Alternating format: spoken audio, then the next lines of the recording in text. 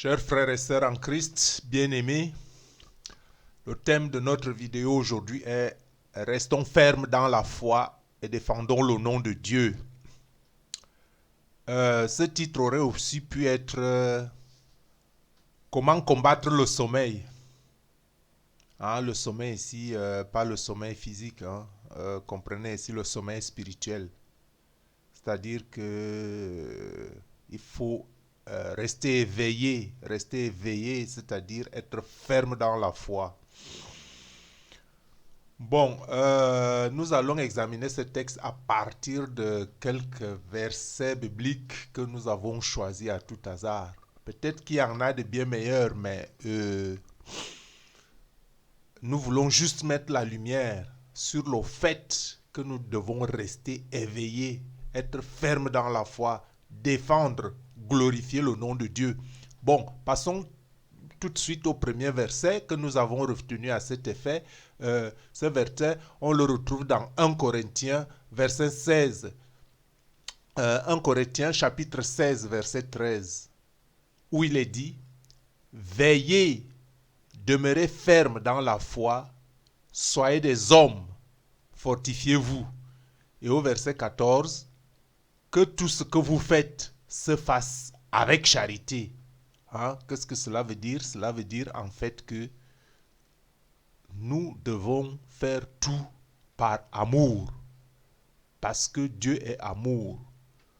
Dieu a fait sa création avec amour et tout ce qui a été créé avec amour. Donc, quand vous avez des œuvres qui font appel à votre charité, à votre amour, l'amour vrai, l'amour pur, l'amour désintéressé, vous honorez par là Dieu. Vous louez Dieu par là. C'est pour ça qu'on dit que Dieu a fait des lois. Par exemple, que la Bible n'est que un ensemble de lois. Quand vous prenez dans le sens intrinsèque de la Bible, il n'y a que des lois. Et ces lois qui nous enseignent comment nous pouvons entrer dans le royaume de Dieu. Mais comme la chair est faible et que nous ne pouvons pas respecter toutes ces lois, donc Jésus nous a donné un enseignement qui place donc l'amour au-dessus. C'est-à-dire que quoi que vous soyez, la chair soit faible. Quand vous faites des actes de charité, vous vous rapprochez de Dieu malgré tout, malgré votre faiblesse. Et vous voyez ce verset de 1 Corinthiens 16, 13, il dit ici, soyez des hommes. Vous voyez, soyez des hommes. Ce verset dit, soyez des hommes, comme si nous n'étions pas encore des hommes. Pourquoi ce verset le dit? C'est parce que dans la faiblesse de notre foi, nous ne pouvons pas appréhender ce que Dieu veut. C'est parfois avec les épreuves, au cours des épreuves, que nous grandissons, que nous devenons des hommes, et que nous apprenons à devenir des hommes. C'est par les épreuves. C'est pour ça qu'on dit qu'il ne faut pas fuir les épreuves. Quand les épreuves se présentent, il faut prendre ses responsabilités. Il faut se raffermir, tenir dans la foi, ne pas abandonner. Parce que font les gens aujourd'hui? Ils recherchent tout simplement la facilité. Quand une difficulté se présente, on dévie, on va chercher quelque chose, on va chercher des choses qui consolent dans le monde et consolent. Non, ce n'est pas ça. Quand le verset dit ici, ce n'est pas moi qui le dis, veillez, demeurez fermes dans la foi, soyez des hommes. Ce n'est pas que nous ne sommes pas des hommes, nous sommes des hommes.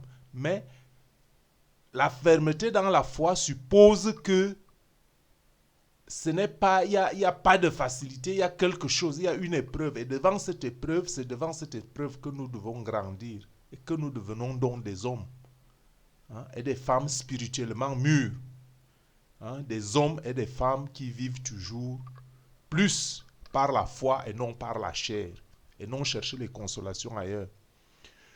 Examinons aussi dans le même cadre d'idées de notre thème 1 Samuel chapitre 4 verset 9 où il est dit la même chose, fortifiez-vous et soyez des hommes.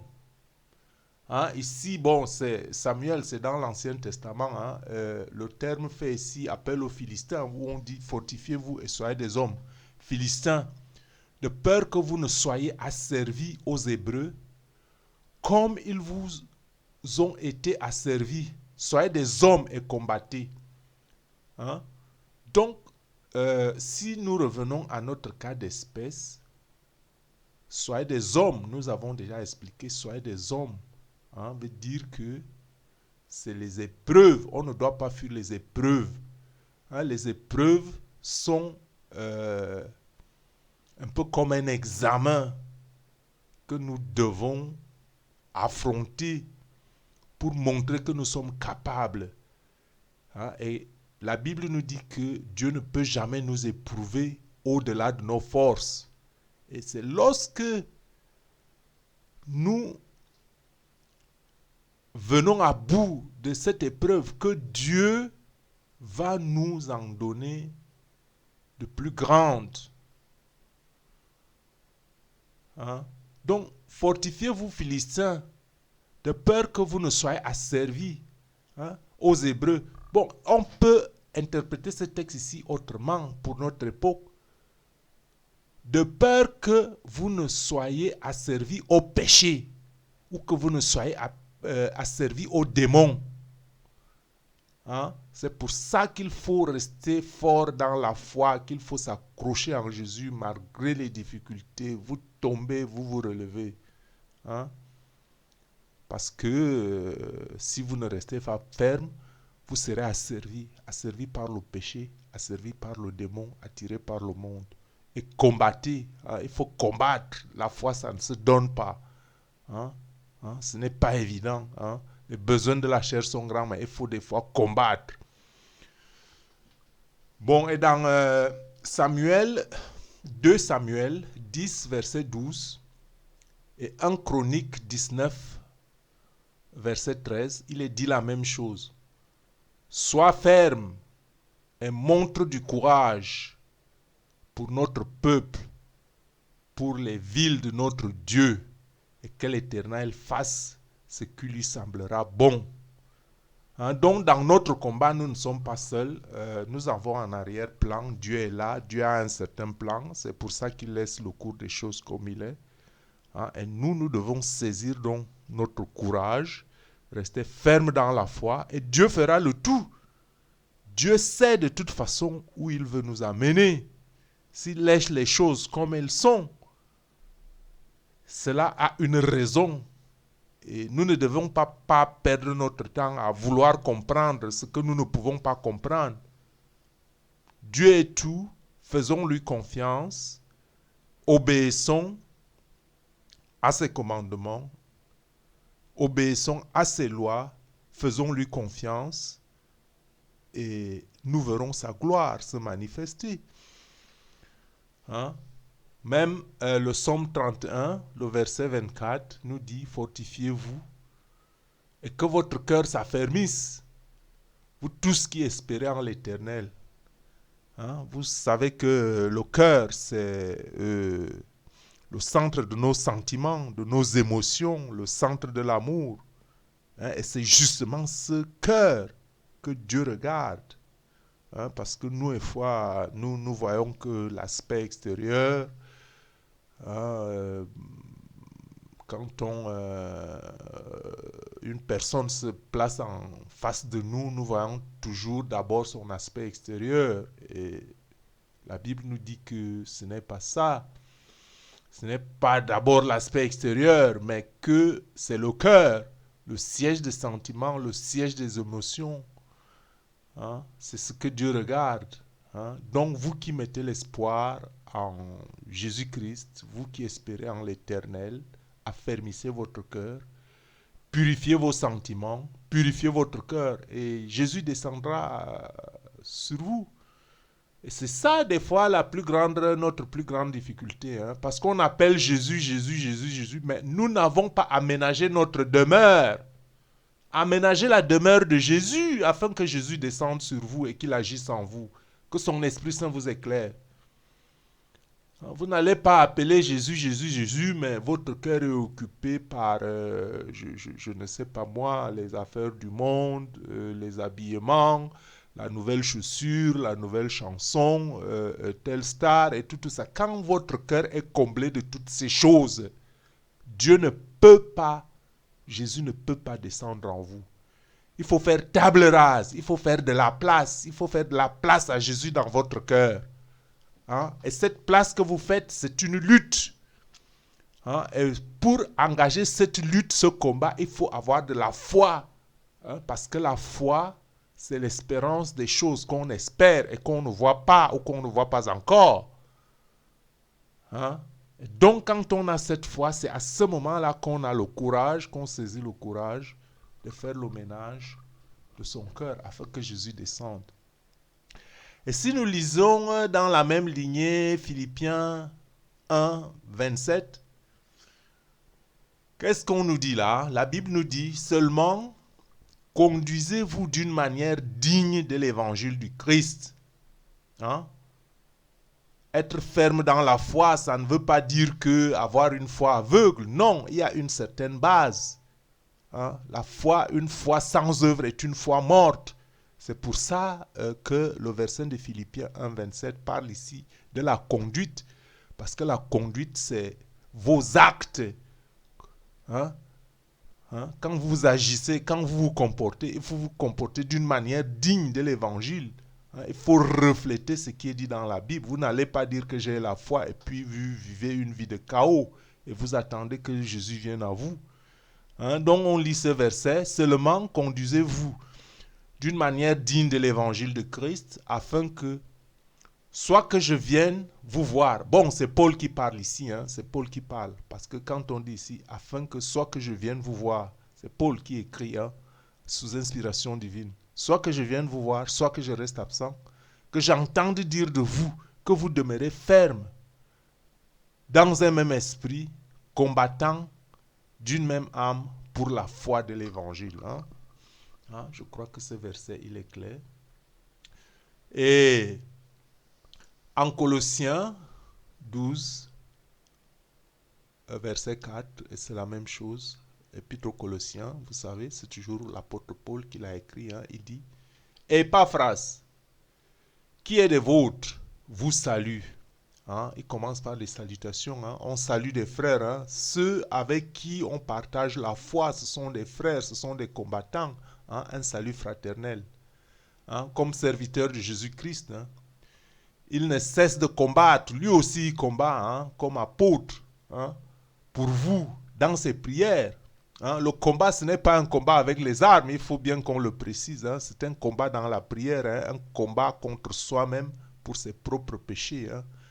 Hein, pour les dominer, hein, pour les refouler. Hein, hein, notre pensée qu'il faut purifier, rejeter les mauvaises pensées, hein, refouler le démon dans l'abîme, hein, afin que, parfait et pleinement persuadé, hein, parce que n'a foi que celui qui est persuadé, vous persistez dans une entière soumission à la volonté de Dieu. Hein.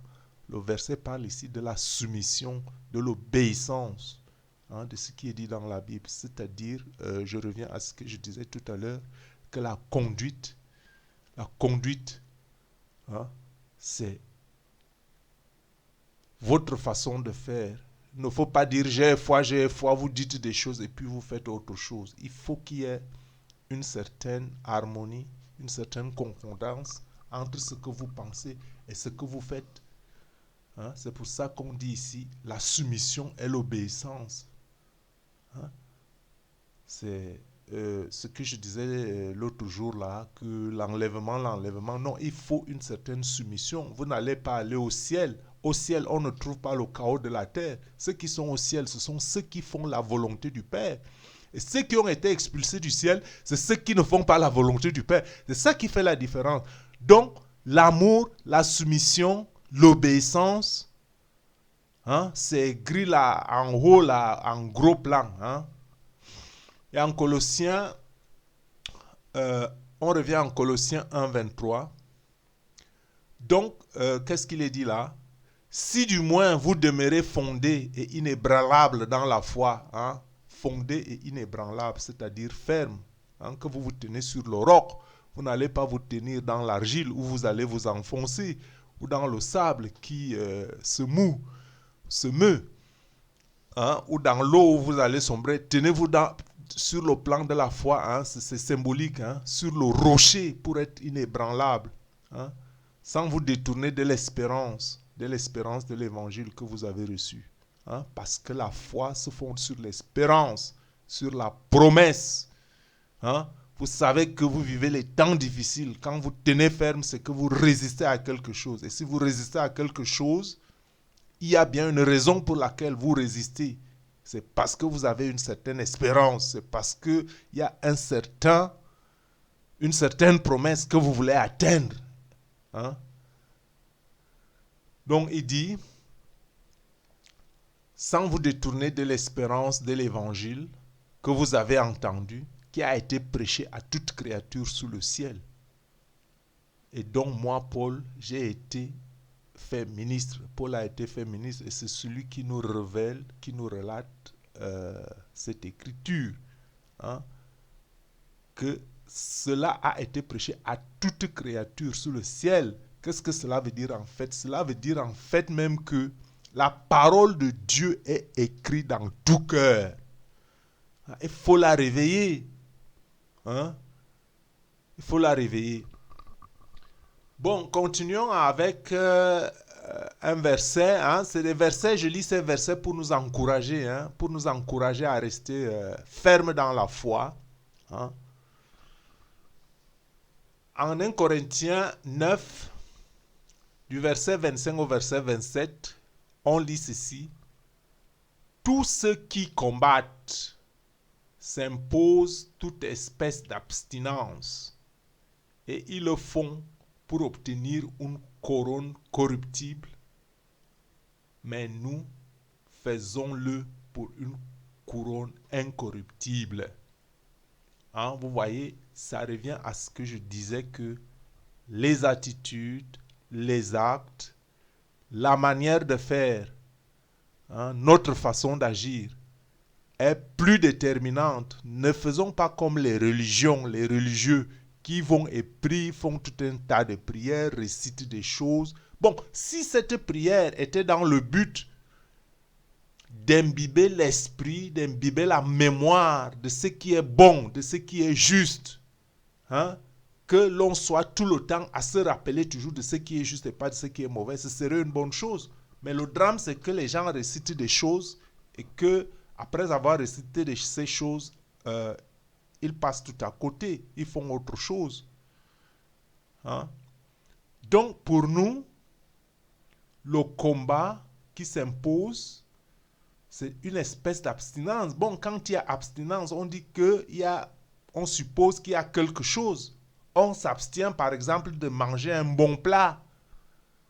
Pas qu'il faut, je ne dis pas maintenant qu'il faut ne pas manger, mais je dis la vie nous propose toutes choses ou bien toutes sortes de bons plats, si je peux parler ainsi, bons plats entre guillemets. Bon, mais il faut s'abstenir parce que la Bible nous dit ces choses du monde sont en fait des choses qui tuent l'Esprit de Dieu qui est en nous. Donc quand on parle d'abstinence, ça veut dire l'abstinence, c'est une rétention volontaire. Que tu dises par exemple, je ne fais pas telle chose pour l'amour de Dieu, pour l'amour du Christ, parce que je veux atteindre tel autre objectif.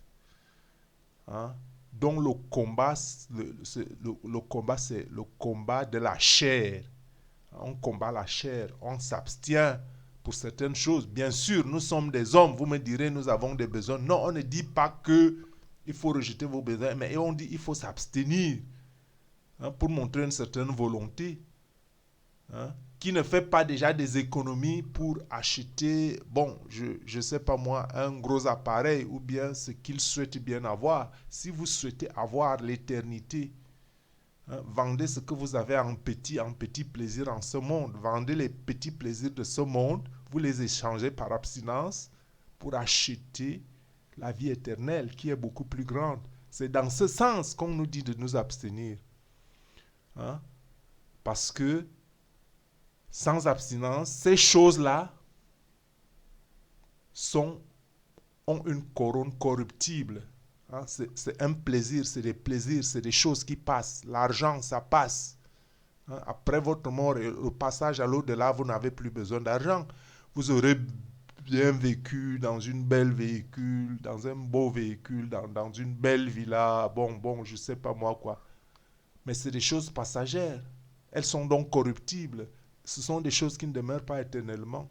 C'est pour ça qu'on dit qu'il faut vendre la matière corruptible contre la matière incorruptible. Hein, la couronne éternelle.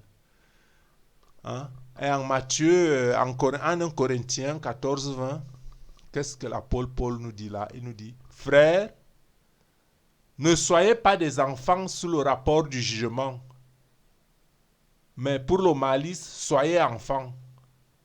Et à l'égard du jugement, soyez des hommes faits. Hein, on revient toujours à ces mêmes termes-là. Soyez des hommes, soyez des hommes. Soyez des hommes, ça veut dire que faites appel au discernement en ce qui concerne le jugement. Faites appel au discernement. Ne jugez pas, c'est facile, tout le monde peut juger. Hein, ça, c'est le propre des enfants. C'est comme s'ils ne savent pas ce qu'ils font. Non, quand on a le discernement, on devient un homme. Mais quand il y a de la malice, c'est-à-dire le mal, soyez plutôt des enfants. Hein? Quand il y a la malice, ne soyez pas des hommes, soyez des enfants, hein, qui ne font pas du mal. Hein? Mais quand il y a le jugement, soyez des hommes, ne soyez plus des enfants, parce que vous devez avoir le discernement. Revenons dans l'Ancien Testament et voyons un peu Agé, chapitre 2, verset 4. Qu'est-ce qu'il est dit? On parle de la même chose. Maintenant, fortifie-toi. Et il faut se fortifier. Il faut se fortifier. Pourquoi il faut se fortifier? Parce que la chair est faible. Hein, il faut se fortifier. Il dit donc, maintenant, fortifie-toi. Zorobabel, dit l'Éternel. Fortifie-toi, Josué, fils de Josadak, souverain sacrificateur. Fortifie-toi. Peuple entier du pays, dit l'Éternel, et travaillez, car je suis avec vous, dit l'Éternel des armées. Donc, même si Dieu est avec vous, il faut vous fortifier. Hein, Dieu, il faut vous fortifier.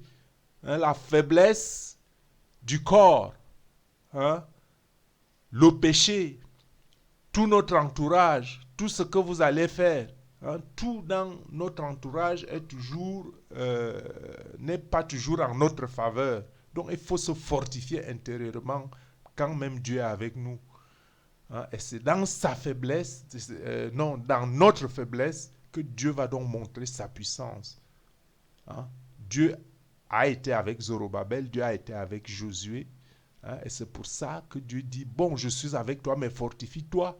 Dieu combat. Et là où tu atteins le degré, hein, là où tes forces te surpasse, c'est là que Dieu intervient. Donc il faut faire le nécessaire parce que Dieu a quand même mis, hein, une certaine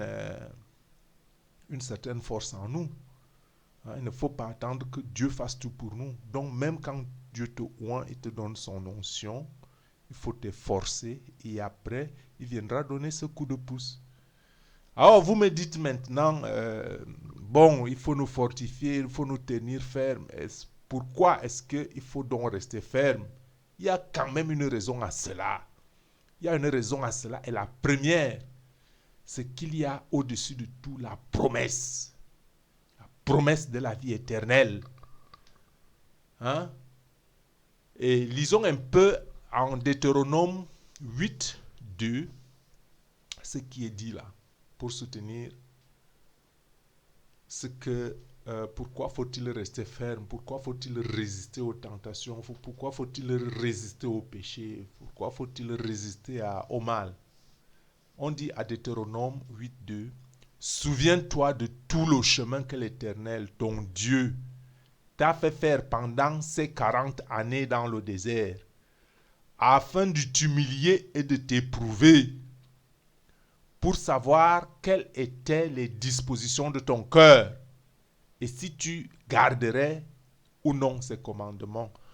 Donc, quand on reste ferme, ça veut dire qu'il y a quand même, au-delà de ça, bon, pas au-delà même, il y a une épreuve, il y a une certaine épreuve. Hein? Parce que quand Dieu te fait une promesse, il ne peut pas venir, bon, si vraiment Dieu, qui est tout puissant, vient et fait de la terre un paradis et que tout le monde jouisse, bon, les gens ne reconnaîtraient plus la valeur parce que le cœur de l'homme est faible. Hein? Il faut des fois que tu t'humilies devant Dieu. Il faut des fois que Dieu t'éprouve pour voir si tu crois en lui. Parce que vous-même là, si vous avez des enfants à la maison à qui chaque matin, je ne sais pas, vous distribuez de bonnes choses, un billet de 100 euros tous les matins, machin. Ils viendront à vous tous les matins parce que pour chercher le billet de 100 euros, vous ne savez pas s'il vient à vous pour prendre le billet de 100 euros ou parce qu'il a vraiment de l'amour pour vous. Donc des fois, vous l'éprouvez. Le jour que vous ne lui donnez pas 100 euros pour voir comment il va réagir, s'il va vous injurier tout de suite. Hein? Donc, Dieu a fait la promesse de la terre promise au peuple d'Israël. Il aurait pu les conduire sortir directement de l'Égypte et les amener à la terre promise. Mais non, Dieu ne l'a pas fait parce que Dieu voit l'intention du cœur. Avant même que vous soyez né, Dieu voit ce qu'il vient. Dieu vous connaît avant que vous soyez né. Donc il voit l'intention du cœur. Et c'est cette intention du cœur qu'il veut éprouver. Et cela est aussi valable pour vous et moi aujourd'hui. Les 40 ans que le peuple d'Israël a passé au désert, c'est ce désert que nous sommes aussi en train de passer aujourd'hui avec toutes les difficultés que nous rencontrons. Le monde est presque, je dirais, à la dérive, spirituellement parlant. Hein? Donc, Jésus, Dieu veut voir qui lui est fidèle durant ce temps. Quand vous résistez aux épreuves, vous choisissez donc votre camp.